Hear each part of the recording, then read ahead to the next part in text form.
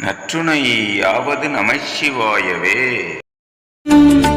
உண்ணாமுலை தாயாரும் உடனிருக்க நின்றான், எண்ணாத பேர்களையும் வாழ வைக்க வந்தான். ஆதிசிவன் வந்தான், அண்ணாமலையாய் நின்றான். ஆதிசிவன் வந்தான், அண்ணாமலையாய் நின்றான்.